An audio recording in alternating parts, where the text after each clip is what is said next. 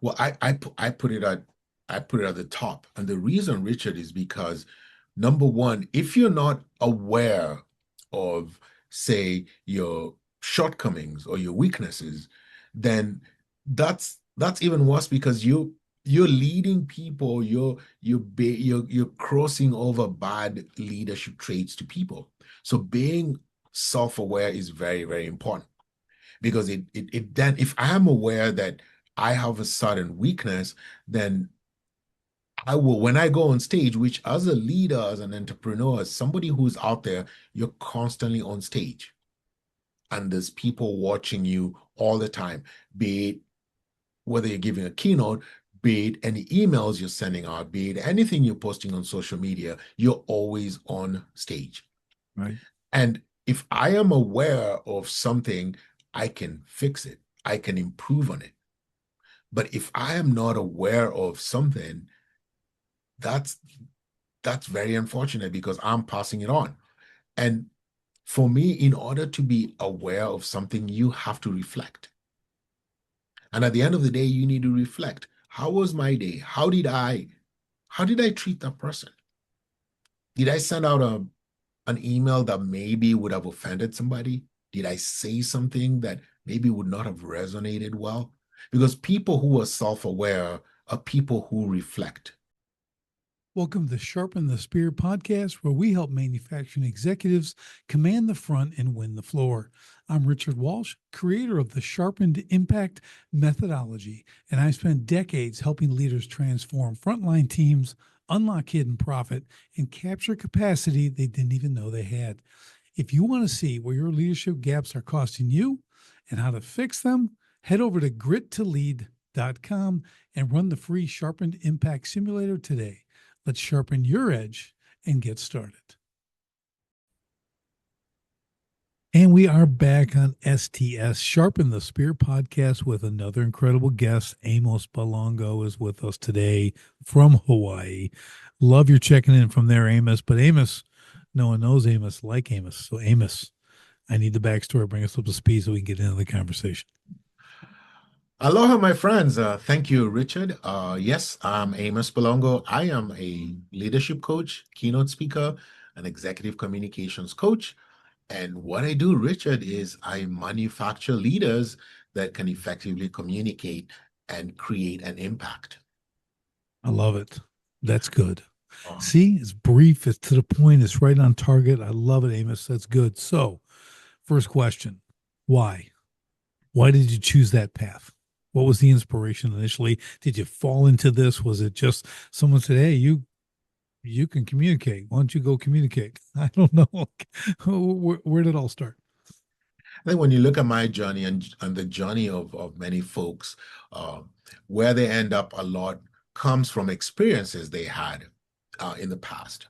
And mine is really stems from having been led poorly in the past and digging deep to find out the reason why I wasn't led well came down to the inability for the of the leaders that I worked with to effectively communicate.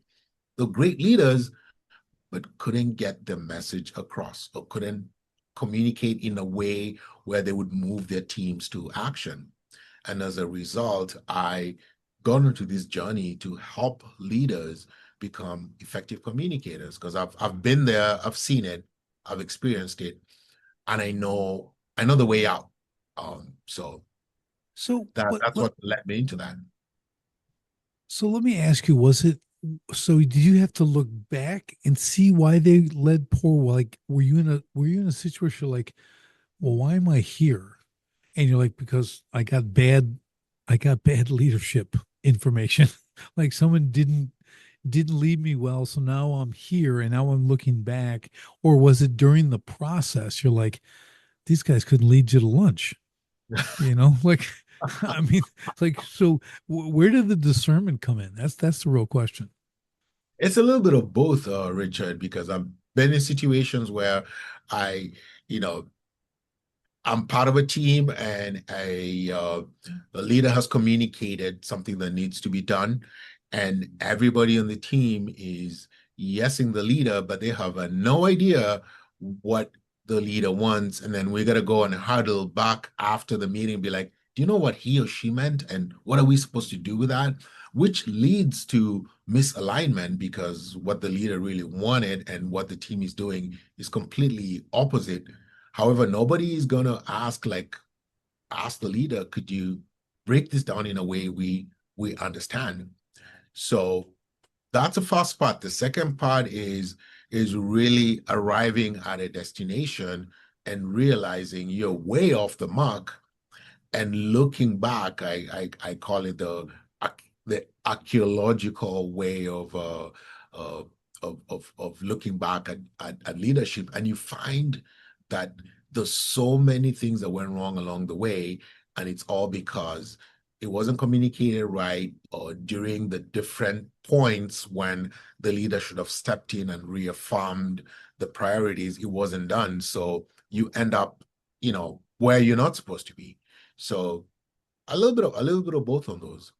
So do you find on that basis, when a leader is leading, okay, it's not they should not say and leave. Okay, because a lot of times they'll come in and they'll throw their the orders down, if you will, right? Yeah. And then they disappear. Uh-huh. Now you're left to rehuddle. Yeah. What did he say? Did he mean this or this or this?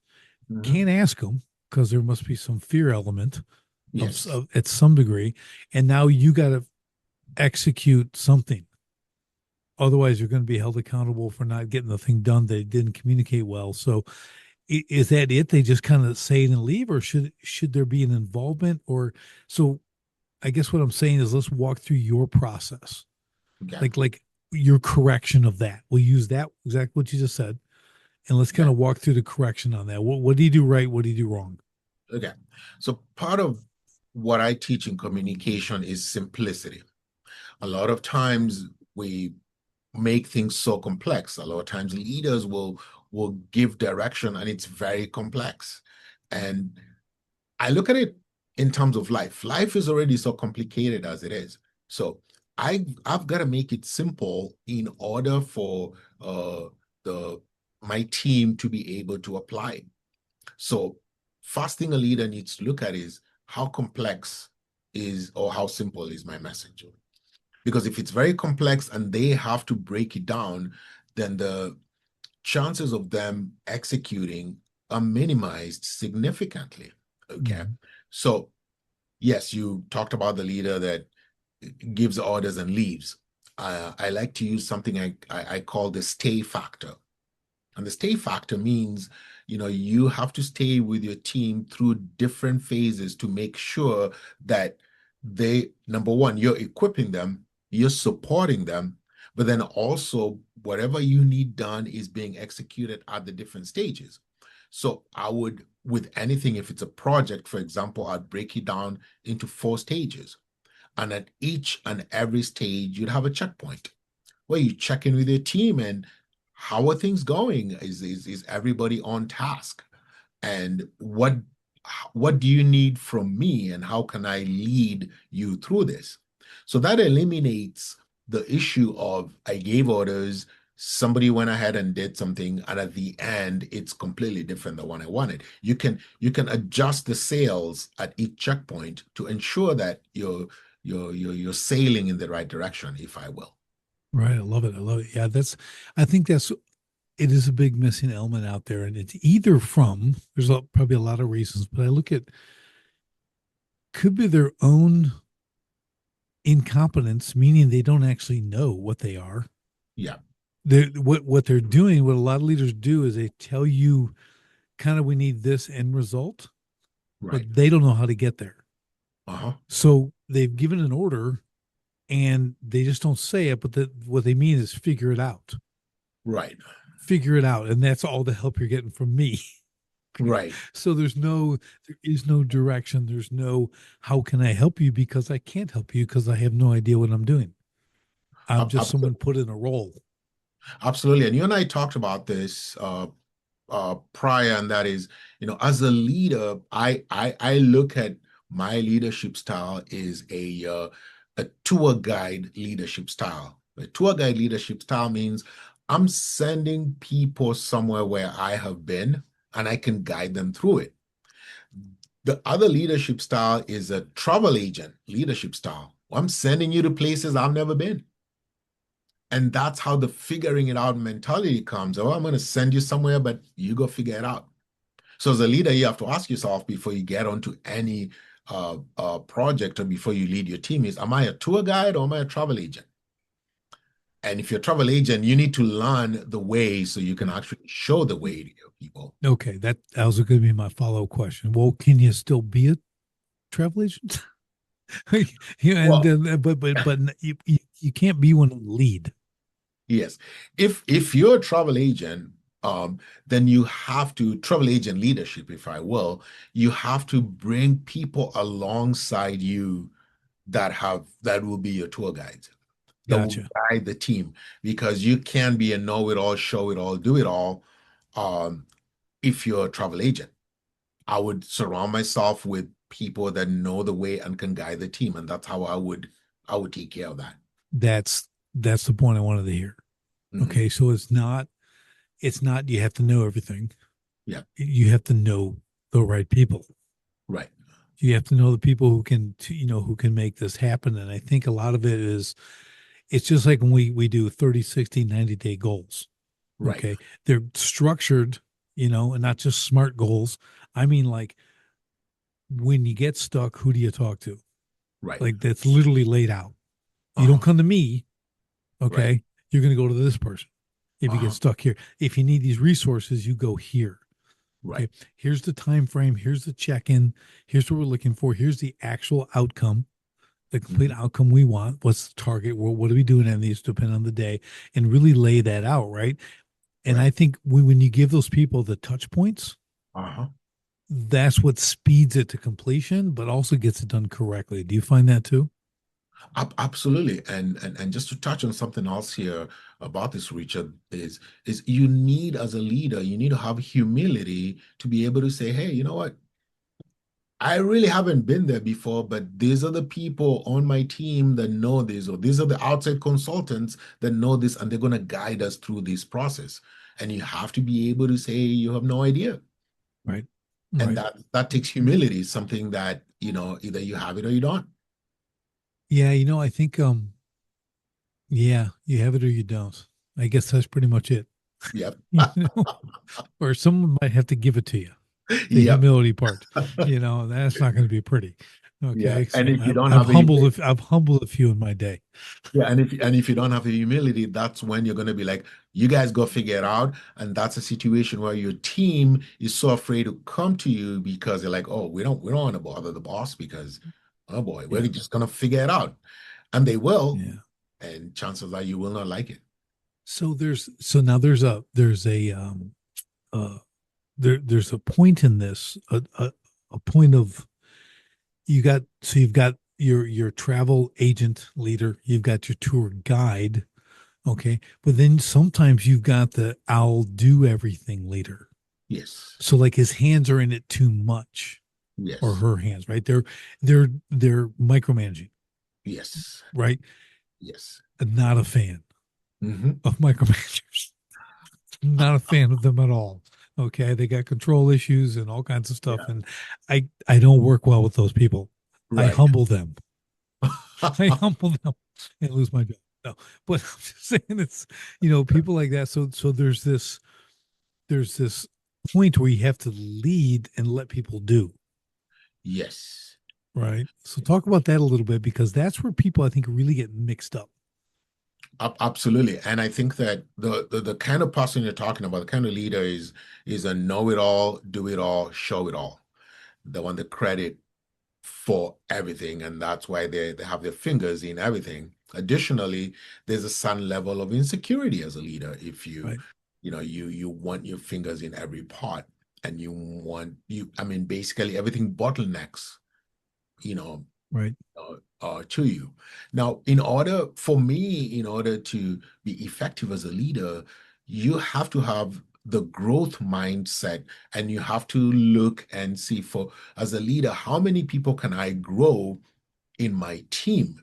Because in order for them to grow, you need to give them the ability to grow. You need to equip them. You need to empower them. You need to delegate. You need to allow them to do the things that will help them grow. Uh, and for me, as a test, I always tell myself when I'm in a situation, I'm leading a team, is what are the things that I do not like to do? Those are the things that I end up doing. The things most leaders will hold on to the things they like to do. However, those are the things that your team needs to do in order to grow. There's things that maybe I don't like to do and I need to do them to get better at them. Those are the things that I will do. And the stuff that I'm really good at, I'll delegate that and equip and empower and stay and follow up with the team because that's how they grow. And so delegation is a very interesting thing because it's not, I'm going to cherry pick the things that I don't want to do and give it to the team. Right. I have a reverse way of doing it. I'm going to do the things that I don't like to do, that I know that I need to grow in that area. And the areas that I feel I'm really good at, I'm going to delegate that to the team so they can grow as well. Because you know, my philosophy is that the more people you bring along, the more people you grow, the more significant you are as a leader. Right. Yeah, I think, and this isn't for everyone, but I think the truly great leaders are making more leaders as part of Absolutely. that growth product, and at all different levels. Yeah, Leaders are they're at every level. It doesn't absolutely. matter if it's a floor guy or it's the C-suite. Yep. It doesn't. There's leaders at every level. And I go back to when you were talking about simplicity. We do a thing too.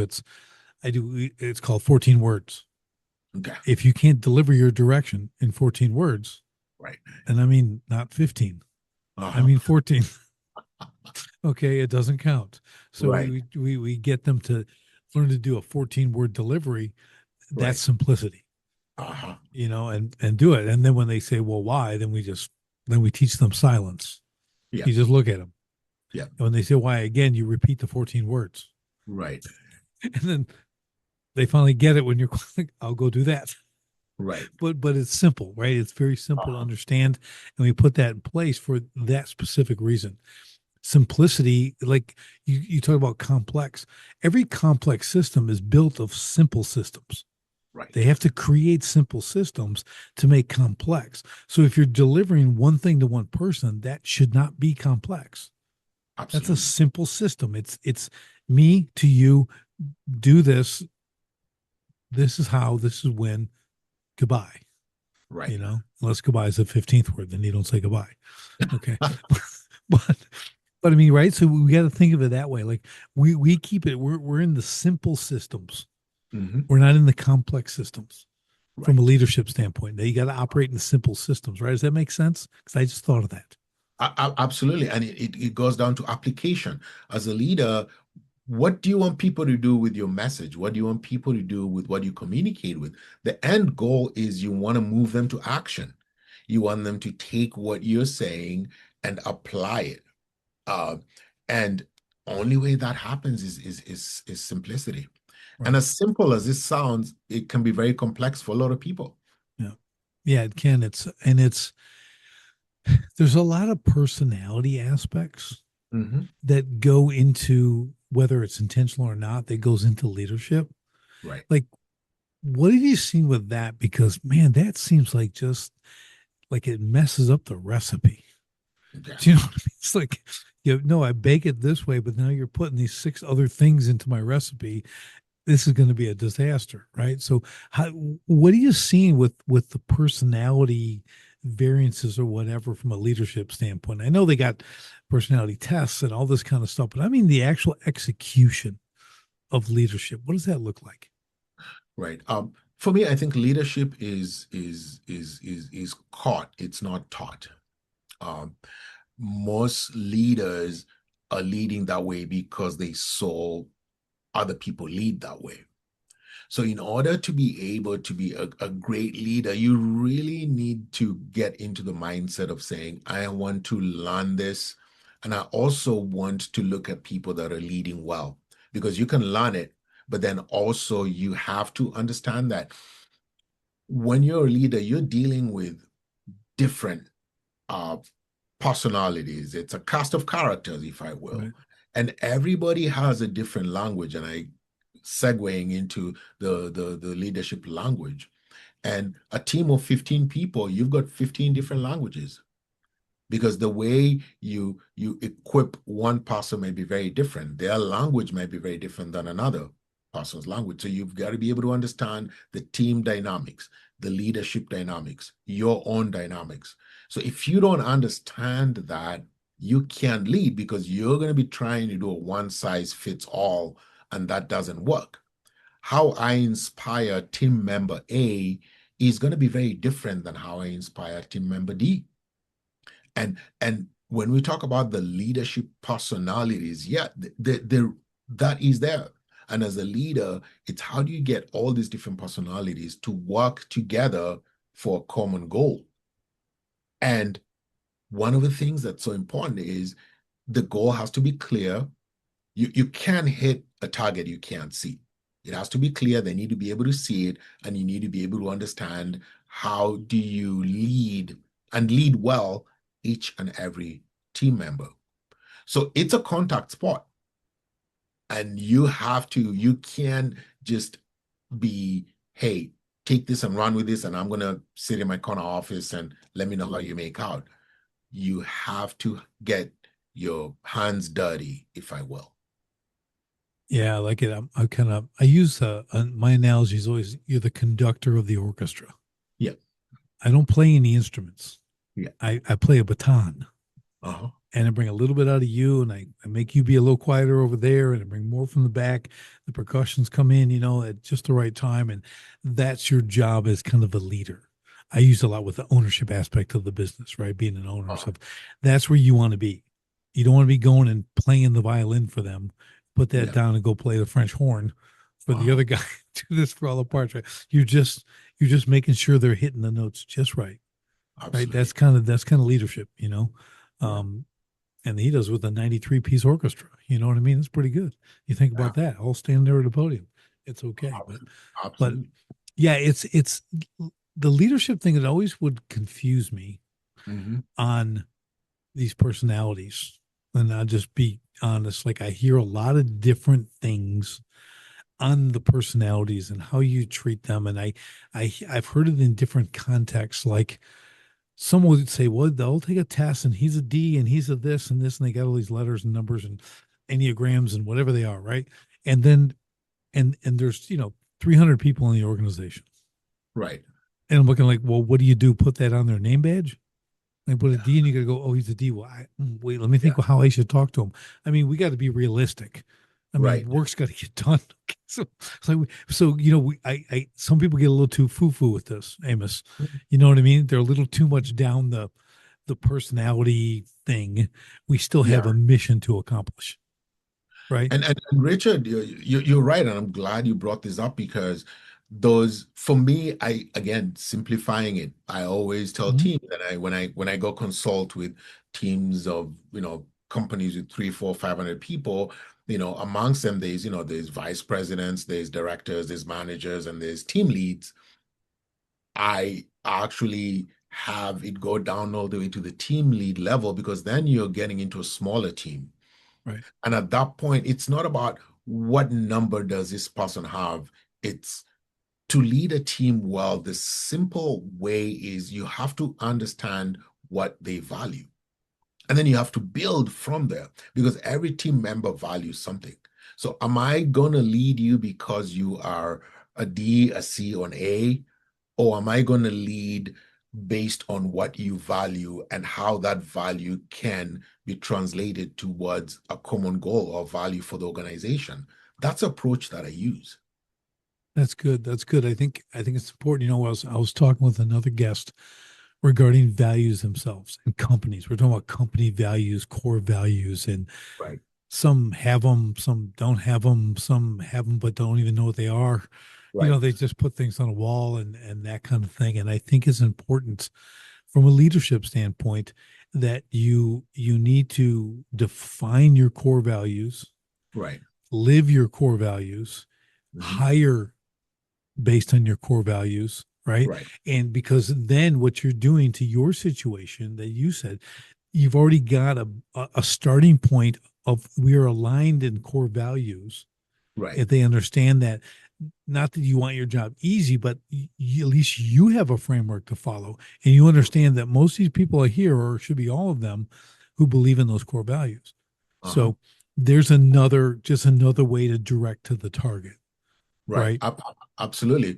And we're digging into now culture, organizational culture. And there's a big difference between culture and character. Culture can be taught. I can come in an organization and I can learn about the culture in the organization, but character, that's a whole different story. Right. And when I'm on hiring teams, I hire character and not culture, because the core values, I'm not looking for somebody who's aligned with the values of the organization. I'm looking at character, because character will is foundational.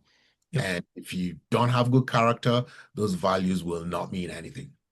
Yeah. So to this point, we touched on this before we jumped on the air, which is great. I'm glad you brought it up again. To me, character is what um what arises from pressure. Right. Okay. So you can have character traits, Hmm. or people can tell you, or you can kind of try to figure them out, but until it's pressure tested, Right. that's when you see it. We talked about it's one of those doing the right thing when no one's looking. Right. Okay, that's good. Well, what are you doing when no one's looking? That's the pressure. Right. Oh, look, I found $25,000 on the ground, and Yeah. there's a guy walking over there Yeah. who might have dropped. Am I going to keep it or what? Okay, I'm talking about pressure, like this. That's tempting, right? Or Right. whatever else it might be, right? So it's always the pressure. It's just not when no one's looking. There Uh-huh. has to be an applied pressure to that, and that's a difficult thing to, I mean, air quote, test for, Right. right? But let's Right. break this down a little bit more on character, because I think it's an important thing that I hear often from owners of businesses and things like that, that they want to hire for character. And I'm just being transparent. It's just that's where it ends. Yeah. They don't define character.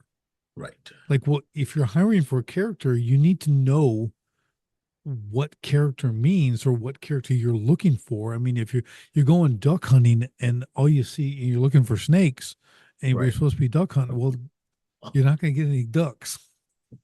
So I want to break this down so like we have some definitions here, so Yeah. people can start getting in this thought process of, oh, I should actually know what it means, Yeah. instead of just using it as platitudes, trying to make us feel like we're all this. Right, right. Absolutely, Richard. This reminds me of a story I have. I was once hired by a client to go speak at an event, and they wanted me to talk about business ethics.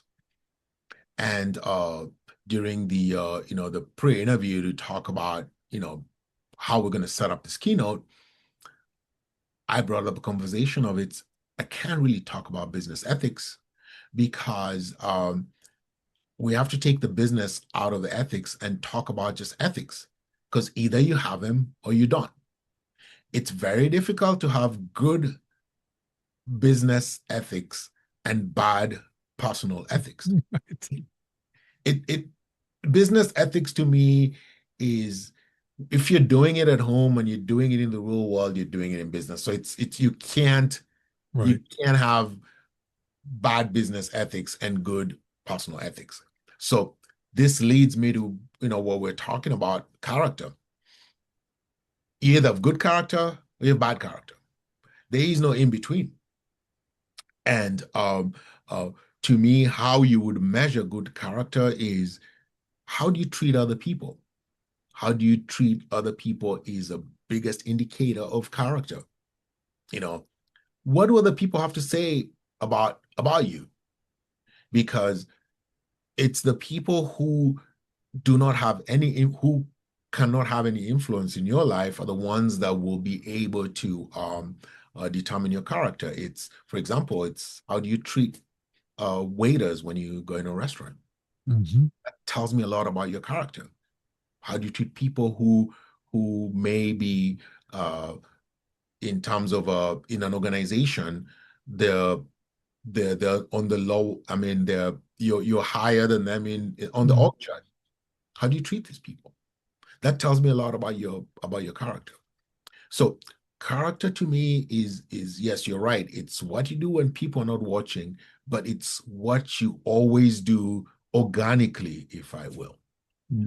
Because you can put on a show of somebody who has a good character, but you can't do it for so long. So in order to find out character, you gotta become an archaeologist and dig deeper, a few layers down to find out who's this person really in terms of character. Because if Yeah, I it's bring kind you of in to my organization and you have good character, then you will adopt the values of the organization because you have good character. If I bring you in and you have bad character, then now we've got two things to fix. We've got to fix your character, but then also we have to get you aligned with the values because yeah, and you I can't have think yeah.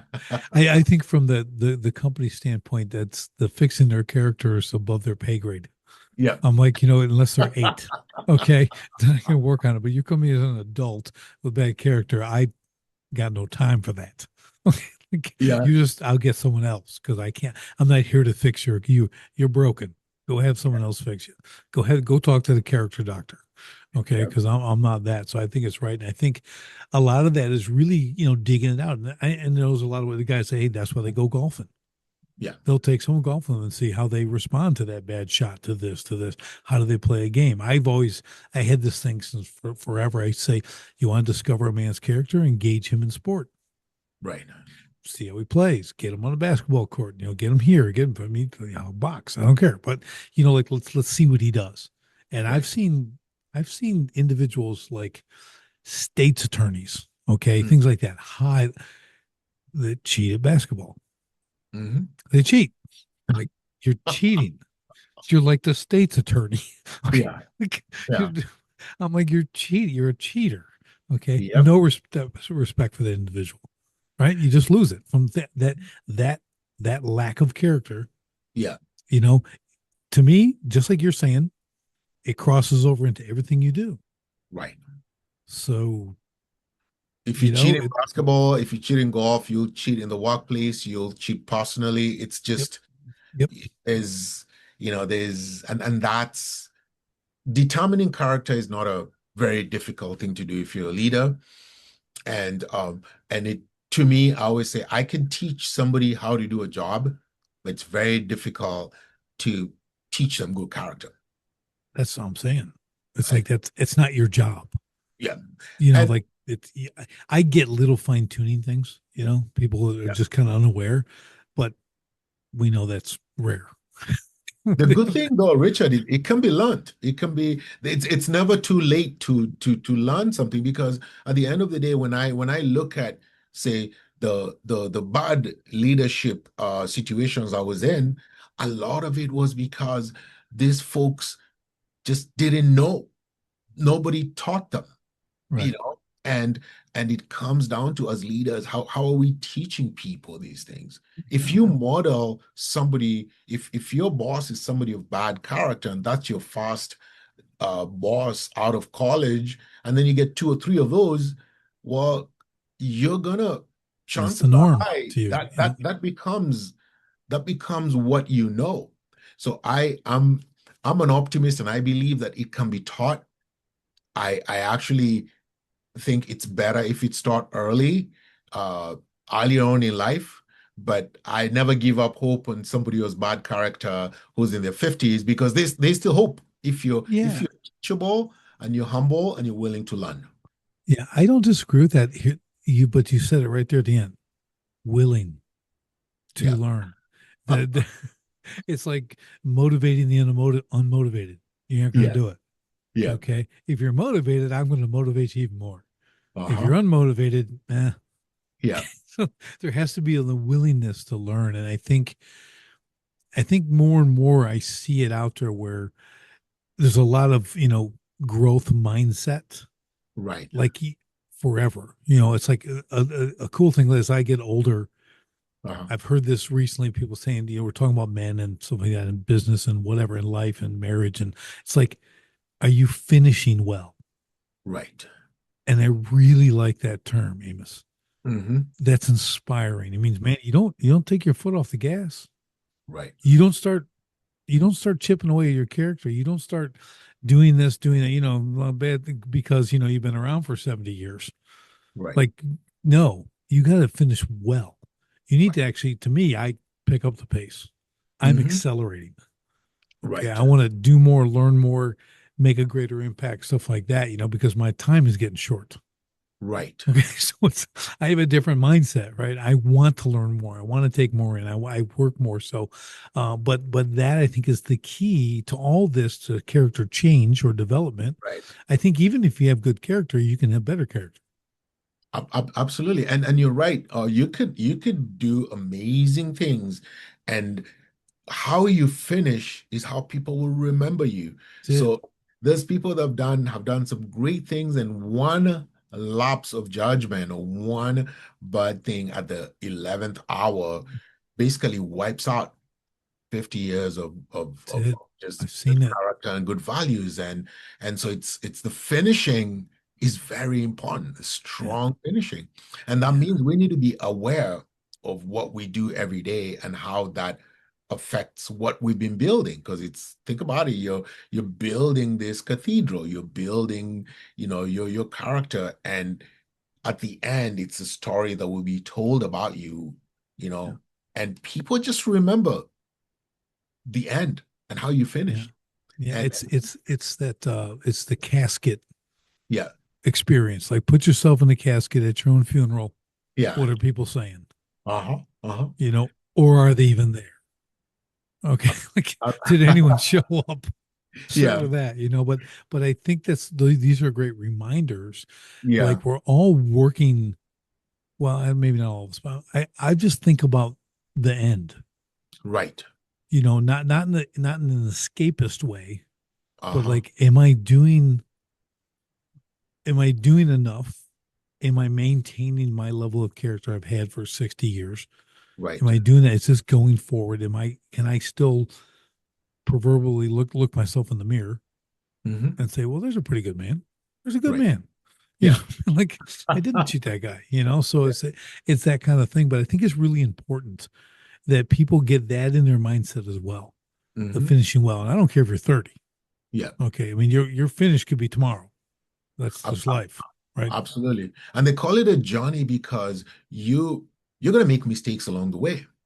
And it's how you learn from those mistakes and how you correct them going forward. Because I've never met any leader who's like, well, it's always been smooth sailing. You're Right. expected to make mistakes.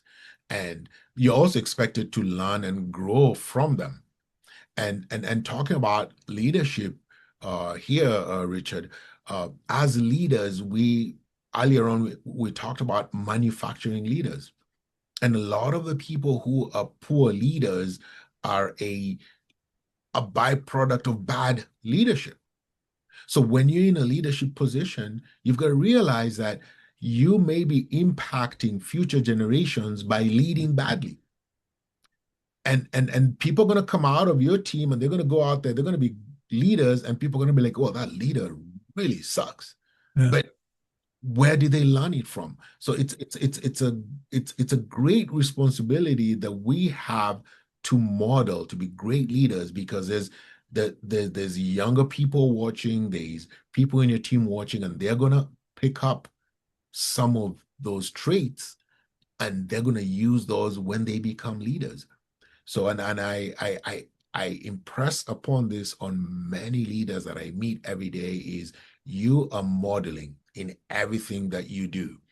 And I want the people that I've worked with over the years to be known as great leaders because they learned, how to do it right, how to Right. value people, how to equip people, how to grow people, and not the opposite. Yeah. I think it reminds me of what they call generational curses, Right. families. Uh-huh. I do this because my dad did it. He is the drinker. I'm a drinker. He's Yeah. abusive. I'm abusive. She's this. I'm that. And Uh-huh. you've got that, and that's true. Uh-huh. But you can break those. But Yes. you have to be intentional. You have to Yeah. realize, like, no, it's not, I'm not him. Yeah. Okay. Just because they did doesn't mean I do it. It's the old, if your friends jump off a bridge or you know what I Right. mean? It's that. Hmm. So like, but to your point, you have to take the responsibility Yeah. to understand that people are watching you. My kids, I always use the Moore's caught than taught all the time when Yeah. it comes down to kids. I Hmm. said, you can tell them all the right things. Yeah. They're only going to do what they see you do. Exactly. Straight up, like, and if you better get that in your soul. Okay, Right. if you have children, like, you better understand you need to walk the talk Yep. because they don't care what you say. They're only watching what you do. Uh-huh. And you want to test your character, be like me and have 6 little kids. Okay. And do that and then see what and now they're grown and you go, okay, I did pretty good Right. with almost all of Yep. them. No, they're all good, but it's but you start to see this is to your point. Take Right. that example. So now my kids are teens, upper teens, early 20s. Hmm. Watching them, Hmm. okay, and you start seeing you. Yes. You see little things that they do, like, oh, that's totally you. My wife would be, that's totally you, or a friend of their girlfriend. Well, once somebody else says, you guys are exactly alike, because he's one of my sons. I used to call him my mini me. I Yeah. love that. I love him all, but he's, so she goes, he totally does that. When she sees me do something, he Yes. totally does that. I go, well, that's what I mean. More Scott than taught. We pick this Right. stuff up. We don't even know it, Right. but it's important to have the self awareness of that. Uh-huh. Am I applying these things, good or bad, in Hmm. what I do in a leadership role or in a daily operation? Right. How does that look? So I think a big thing, and was you can talk to this a bit too, is that self-awareness and Right. that element in a quality leader. Do you see that as kind of a cornerstone kind of thing for them? Like they really need that? Because in entrepreneurship, that's a big thing. Right. Self-awareness is one of the number one traits. So just from a leadership standpoint, where do you put self-awareness? Well, I put it at the top. And the reason, Richard, is because number one, if you're not aware of, say, your shortcomings or your weaknesses, then that's even worse because you're leading people, you're crossing over bad leadership traits to people. So being self-aware is very, very important because it then if I'm aware that I have a certain weakness, then I will, when I go on stage, which as a leader, as an entrepreneur, as somebody who's out there, you're constantly on stage and there's people watching you all the time, be it whether you're giving a keynote, be it any emails you're sending out, be it anything you're posting on social media, you're always on stage. Right. And if I am aware of something, I can fix it, I can improve on it. But if I am not aware of something, that's that's very unfortunate because I'm passing it on. And for me, in order to be aware of something, you have to reflect. And at the end of the day, you need to reflect. How was my day? How did I treat that person? Did I send out an email that maybe would have offended somebody? Did I say something that maybe would not have resonated well? Because people who are self-aware are people who reflect. But if you don't reflect, it means you just keep going and you know you're not taking time to look back and evaluate.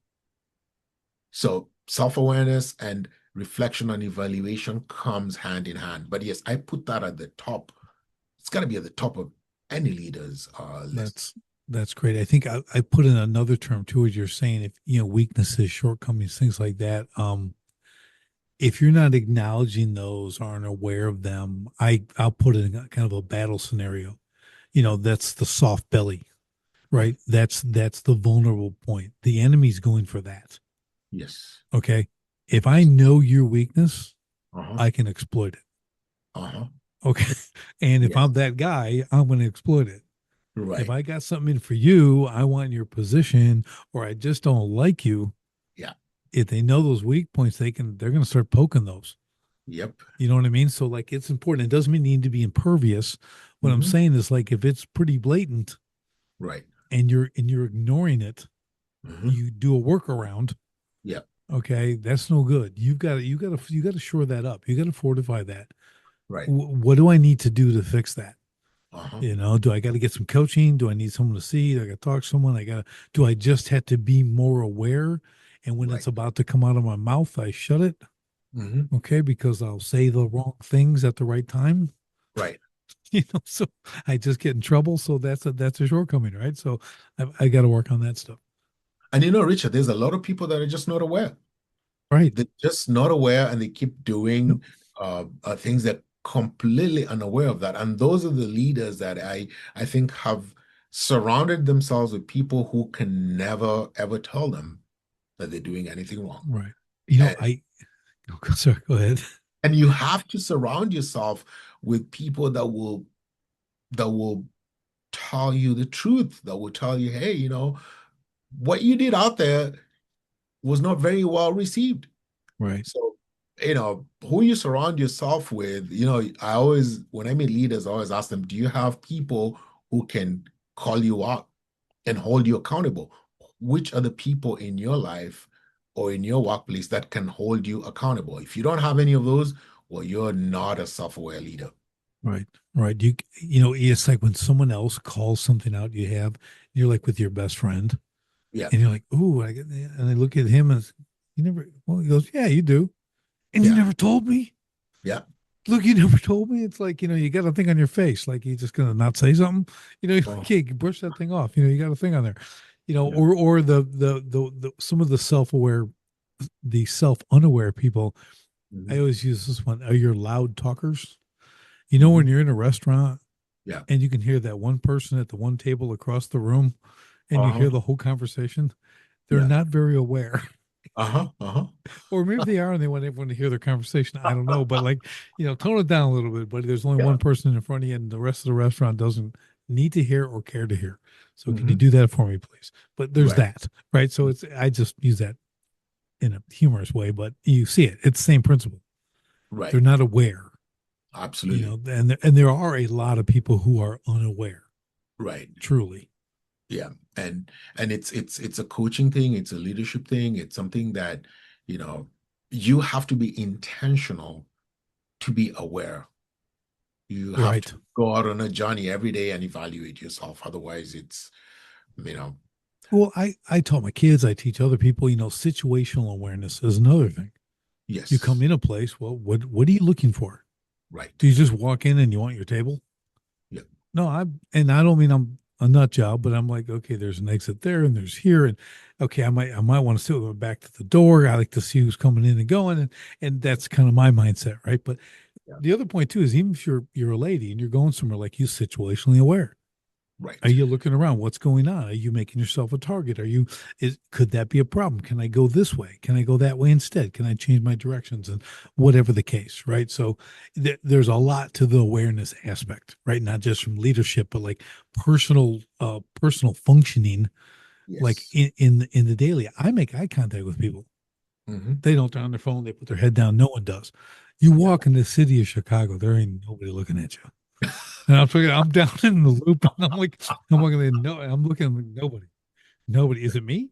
Is it Yeah. me? Is there no one else looking? I'm like, I mean, but like nobody, Yeah. So it's kind of, and I get it. There's a gazillion people, but that's just another thing. That's a lack of awareness. Hmm. You don't, your head isn't up.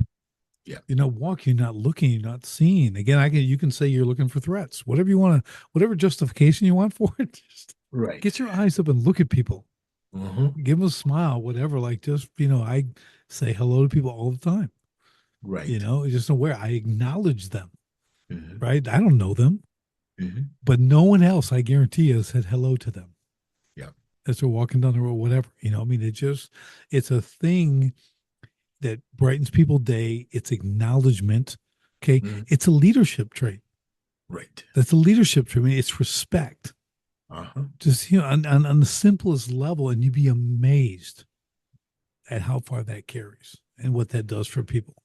Uh-huh. Do you find that? I mean, for me, it's like, and I don't run around trying to look at everybody.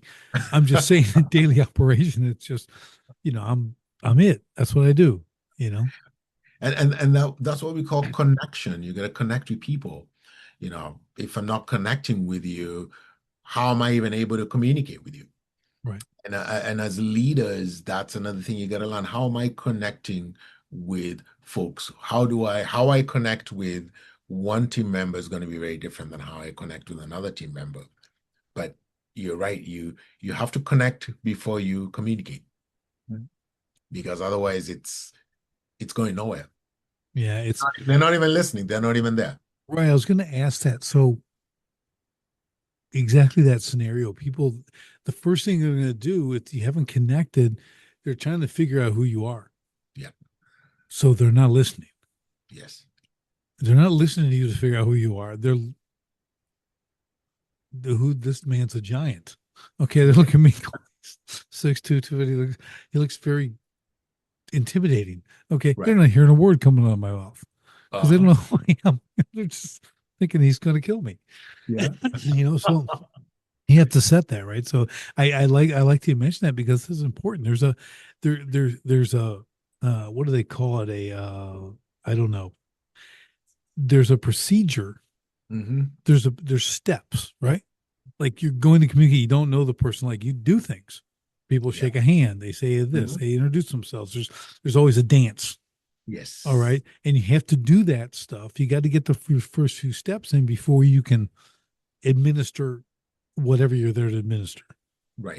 Command this or that, whatever, but like they have to know you. And I think that's an important thing to understand because a lot of people will come out of the chute just hard, Mm-hmm. and do this stuff. And it's the beginning of a lot of bad stuff. Absolutely. And I call that, Richard, motivate, inspire, transform. I love You it. know, I gotta motivate you first before I even try and inspire you. Once I inspire you with my message, then I've got to have you do something with it, because you know I can inspire you and leave you feeling amazing. I want to change the world. I want to do some amazing things. But if I don't give you the steps on how you can use that Right. information or message to transform, then I just kind of left you hanging. But you can't transform before you motivate. Right. And the motivating part is where the connection comes in. Yeah. It's the action taking part that's difficult for people. Right. People go to leadership seminars and they go to training seminars and they go to motivational seminars and they're great for like 2 days. Yes. And by Thursday, same old, same old. They're right You know, back to where they were before they went. I run into that a lot. Even, as a leadership coach, I attend events and seminars, and what's always missing is, you leave the events feeling, man, this was amazing, this was Mhm. great. But what I do different is I'm going to give you nuggets that you can apply, and things you can go back to the workplace and just try these things. And Mhm. I'm going to give them to you, maybe two or three things. Because if I give you a laundry list of things, goes back to the complexity. You're That's not right. going to be able to apply that. But it's easy to apply one, two, three things. And when you see the results and it gives you a win, then you're going to apply more. But, you can have the greatest message, but many people leave the audiences hanging with a no way, with nothing, no follow-up steps, if I will. So Yeah. What do you think about this? Because I think about this a lot and I kind of have it in some of the stuff I do. I think the way it sticks, it has to become part of your identity. yes. Okay, that's what makes it stick. You can get steps. I can give you steps. You can give them steps, or we can all build staircases. Okay, Right. we can build staircases, things to do, but how does it become their identity? I think Hmm. it goes back to the motivational aspect. Right. Like, are they willing? Yes. Okay, if they're willing, and this becomes a priority, then it'll become part of their identity. And if Right. it doesn't become their identity, and I'll use church as an example, a lot of people go to church on Sunday, Right. and then on Monday they're back in the clubs and they're doing all the stuff they shouldn't be doing, right, Yeah. according to the Word of God. And it's like, Yeah. okay, well, there's not an identity there. Uh-huh. You just went and punched the ticket to Right. say you went, and you're back to the old stuff. So I think instilling identity in people has to be part of the curriculum, if you will. Yes. right? Like, and I think that's what you do. I think what you're doing is you're giving these simple nuggets because again, if you give them more than two or three, no one's poof on a new person. Like watch me. I mean, identity is developed Uh-huh.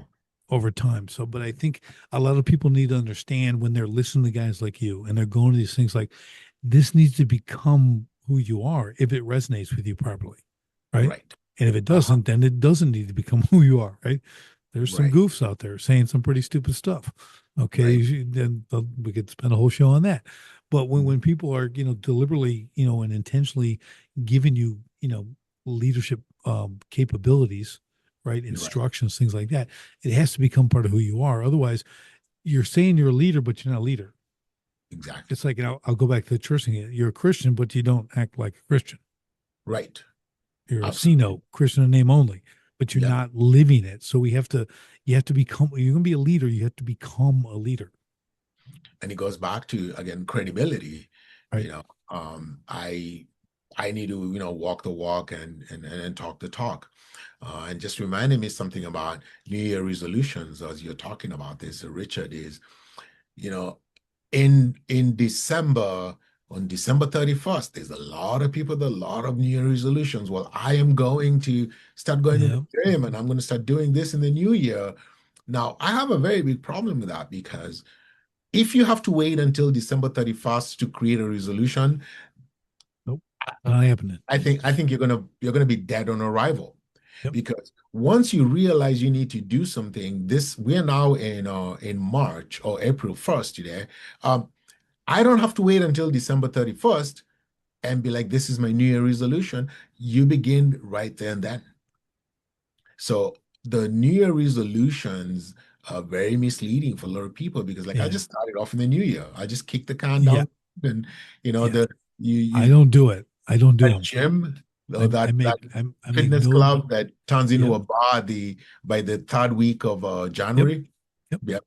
Now I want to own the gym. I want Yeah. those memberships because the whole gym industry, Amos, Yeah. is based on an 80% no show. Okay. Oh, interesting. 80% of the people who join clubs and Bally's figured this out decades ago.